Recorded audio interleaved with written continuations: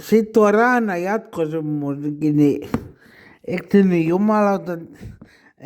jumalauta siellä niin kuin näe siellä penkin takana, että se ei saa mitään kiinni. Ja joka kerta kun se venyttelee, niin venyttelee sen kehon kiinni, nivuset paukkuu. On se hyvä joukko rahat käyttää Antti Raana leikkauksiin, mutta mun mielestä aivan ala-arvoista toimintaa tällä kaudella ollut. No tämä kausi on mennyt, mutta ensi kaudella mä ostan kausikortin ihan elämän tämän takia. Mä en ilman lukkoa pysty talveen elämään, mutta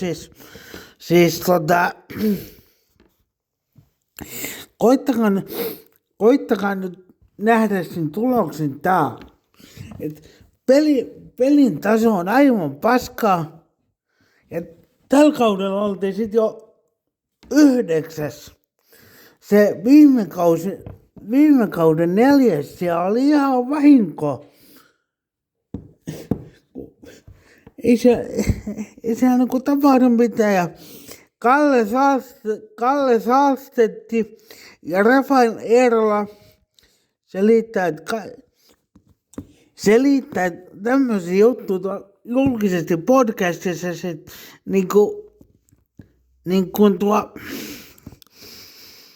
että me ei noita lehtiä ja me tehdään päätöksiä, me tehdään itse päätökset, niin jumalauta, eikö te ymmärrä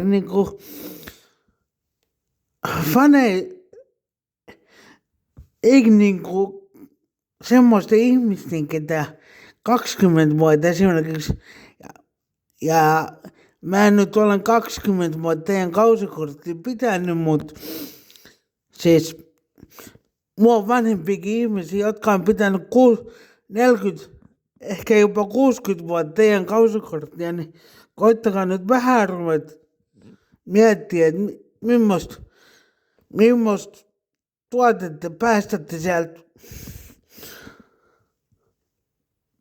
kopistanne, pukukopista ulos joka ilta, niin kuin ensi kaudella.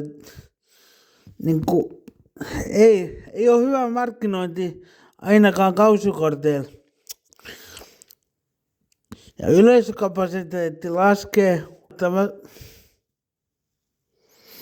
huomattavasti, kun te niin kuin olette noin ylimielisiä ja se on sit muuten semmonen juttu, että ensi kausi on superkausi.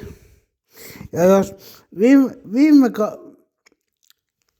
jos niin kuin kuluneella kaudella, jos niin kuin edellisellä kaudella oltiin 4. ja nyt ollaan 9, siitä vielä 5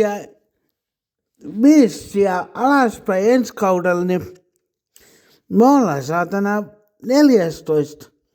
No se nippanappa riittää ensi kaudella liigapaikkaan, mutta ei se kovin kauas kanna sekään. Et nyt pikkuhiljaa ensin ulos sieltä saatana ja koko johtoporras ulos. Jumalauta. Kun Kalle Saalset podcastit Länsi selittelee ihan täyttä paskaa ja kaikki vaan selittelee täyttä paskaa, että meidän joukko on uusia, siellä on loukkaantumisia ja kaiken näköistä, niin koittakaa nyt helvetti saada jonkunnäköinen järki sinne teidän touhuihin, että jumalauta.